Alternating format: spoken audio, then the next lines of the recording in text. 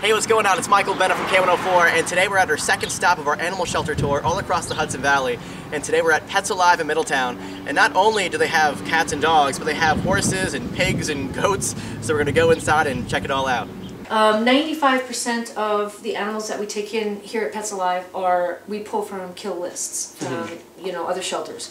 We don't do a lot of owner surrenders. We mostly work with other shelters that have to euthanize. We really believe in the no-kill mission, and so any organization that wants to go no-kill and doesn't want to kill their animals, if they reach out to us, we always try to help them, because that's what we feel our purpose is. It's not necessarily taking owner surrenders. Highly adoptable dogs that other shelters can take in, kill shelters, and adopt them out. They can process that. So what we do is we try to step in and help the harder to place ones, the seniors, dogs or cats with behavior issues. So as you can see, all of our cat rooms are set up like living rooms, and we think that this really helps with the transition between a cat, coming from a caged environment and then going into a home, then coming from something like this and then going into a home. Here they live with other cats, they're social, volunteers can spend a lot of time with them, they can sit on the couch and snuggle with them. We have very few cat returns. Once they're into a home, they do seem to adjust very well. Oh yeah, they're lounging, they like this a lot. Yeah, this is a really good setup for them, and all the cats on the first floor have access to outside.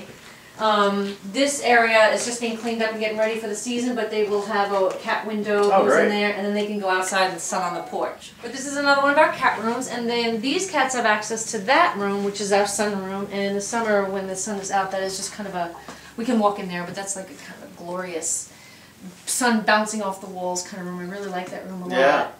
And you'll notice in that room we have rafters that go up high, because cats that are shy or frightened like to go high. So we've built those rafters for them to be able to do that.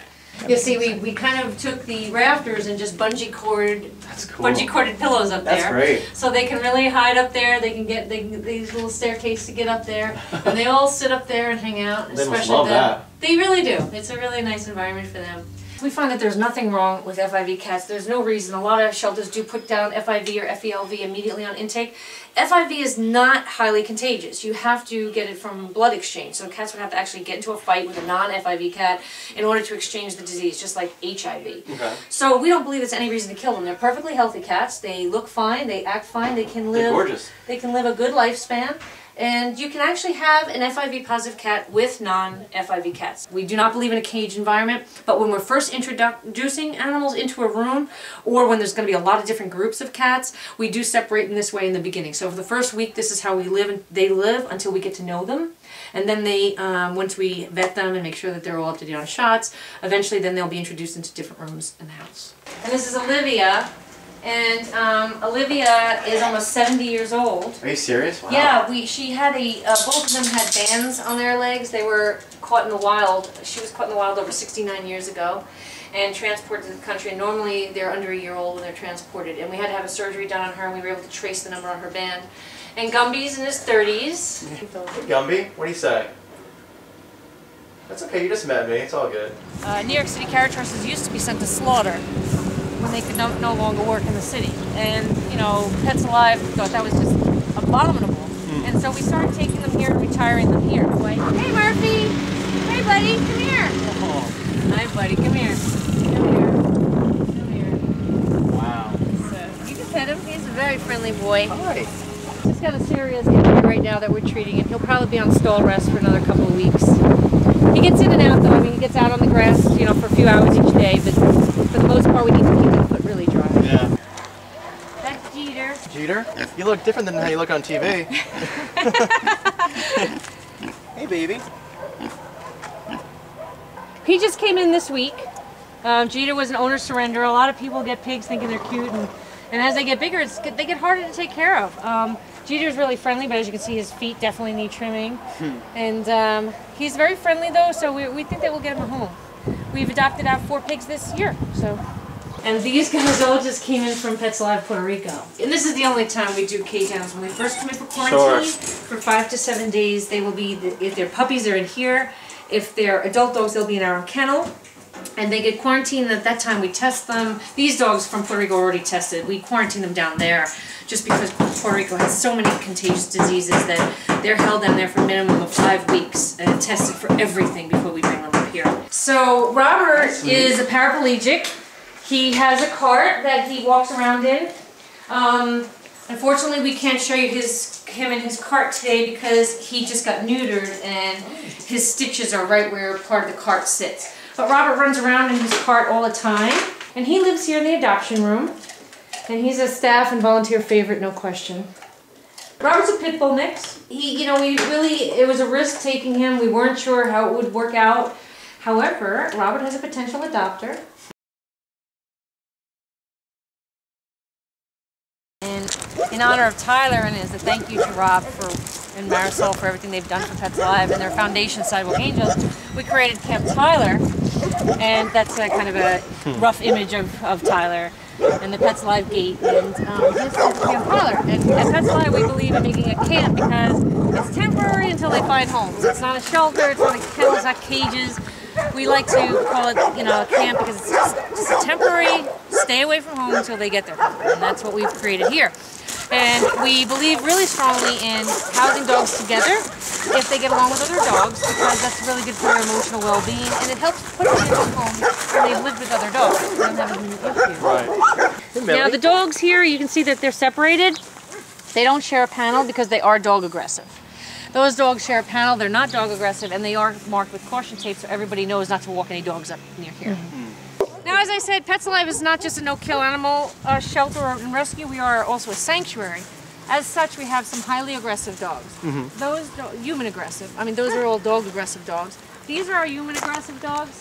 Our human aggressive dogs, it is not okay for us to just take them in and put them in a cage and go, yay, we made them live and they're going to live out here and they can just die here. That's not enough for us. Pets Alive really believes strongly in providing a quality of life. If we cannot provide a quality of life for a dog, we will not take them in. And so we have taken these dogs here, and these dogs get to go out for ice cream with our volunteers. They go on overnights with our volunteers. The agility course will go back up soon. They have agility that they go through. Josh is one of the Rottweilers from the wall kill case. We had to amputate his leg. He's got some aggression issues. He is the red dog for now. And Bones is one of our yellow dogs. Cam was one of the most aggressive dogs we'd ever seen at Pets Alive. He is still aggressive to strangers, but with people that he knows, he's wonderful. But when we first started interacting with Cam, we couldn't even feed him. We couldn't even open the gate enough. He would be up here clinging with his teeth, hanging, trying to get through to us. And we had to start feeding him just with a funnel. And our dog trainer did, and he would sit next to us, not look at him, and he would drop one piece of kibble down every time Cam even took a breath and stop barking and growling at him. And eventually it got to the point where Cam would understand, hey, if I want my kibble, I'm going to just sit here quietly.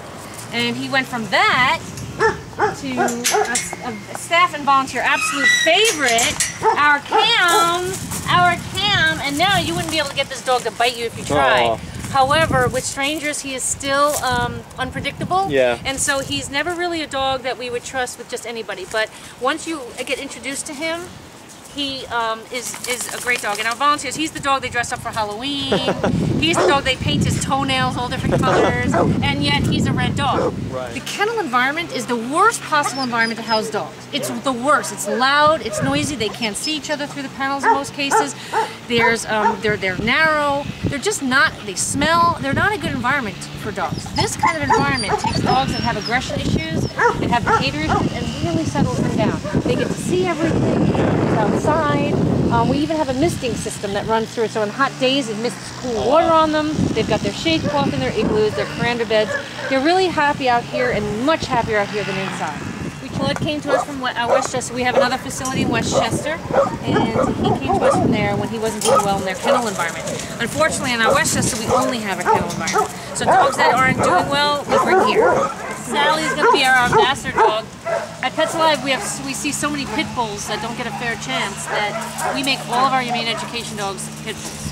And Sally is going to be our next humane education dog because we feel it's a really good opportunity to teach children and adults how great these dogs really can be, because they're the #1 dog killed in the United States. And for no reason. Most of them are just wonderful. Hi, Mariel. Mariel came to us from the Cayman Islands. A lot of people don't understand us taking from outside the area. They say, well, you know, there's so many dogs dying here in the United States. And our answer to that is we don't discriminate on any dog that needs us, and if any organization wants to not kill their animals, we will help them. And any organization in the United States that doesn't want to kill their animals, we invite them to reach out to us. You can see we have FB runs everywhere. reach out to us and we will help you by taking in your dog. We adopt out over 2,500 animals a year between our 3 locations, and we're always actually looking for good dogs. So if you can get the dogs to us, that's our only requirement. You need to transport them to us, but if you can get your dogs to us, no matter where you are, we will help you and stop the killing. One of the things Pat does is he teaches dogs to wear muzzles, dogs that might bite people, because it's, you know, by teaching the dog to really like the muzzle, we don't call them muzzle, we call them treat baskets. By teaching them to like their treat basket, they can now safely be handled by volunteers. So you can do things with them you wouldn't be able to safely do otherwise. So that's what he's working on Glacier with, teaching him to like his treat basket. And you can see that if what he'll do is... How do you get a muzzle on a dog? The question is, how do you get it back off? Get out of there! That's not a muzzle! That's not a muzzle. This is a muzzle. Pay attention. There's a difference. See how willingly he puts his face in it? Yeah. So it isn't, they don't consider it a bad thing. The dogs love it. The minute Pat comes with those muzzles, they all come running to try to stuff their faces in them. Yeah. Now we came by today and dropped off, you know, some food and toys and blankets. What else can people come by and donate? What are some needs right now? We always need paper towels are always a big thing that we need. Kitty litter, that kind of thing. We also fund, I think I mentioned to you, a pet chow pantry for people that are financially down in their luck or have lost their jobs. We don't want those people to have to give up their animals, so Pets Alive helps them. So if you wanted to donate food or supplies to that, we are always welcome, that kind of thing. Dog collars, dog leashes, all of those things are really welcome here at Pets Alive. And your time. If you have an expertise, if you're a carpenter, if you can repair cars or buses, any kind of expertise that you might have, we can probably put you to use. And there's a lot of, as we walked around, you saw, there's a lot of debris around. We really kind of need, we don't have a lot of time to just kind of pick up little things, and we would love just a team of people that might come down and get that cinder block out of there and put those things away and throw stuff into our dumpster, you know, kind of just help us keep the place neat. And if you have a weed whacker, feel free to come down any day of the week and just bring your weed whacker and just start weed whacking. Yeah. There's always weed whacking to be done around. That was my next question about volunteers. You know, I saw a few volunteers as we were just walking through the whole place, but are you guys looking for volunteers for a certain time of the day that help out? We are really, really open with our volunteers. A lot of places require you to commit to certain time levels or certain days. We don't. Once you've attended an orientation, which is every Saturday at noon, we have orientations, and once you've attended one of them, you're free to come here 7 days a week from 10 till 4 and until 7 at night on Thursdays and Fridays and volunteer. And do whatever you want. You might want to volunteer in the cat house, you might want to walk dogs, you might want to do data entry for us. So if you want to adopt, go on our website, petsalive.org, petsalive.com, petsalivewest.org if you're in Westchester, and go ahead and fill out an adoption application. We can right down here and get an animal at your home. That's great. Thank you so much for all your time, Thank Carrie. you. It was so nice meeting you. Oh, you too. Really nice. Thanks for coming down. And so the big fundraiser is June 2nd. Get all the info at petsalive.com. That's Michael Bennett from K104.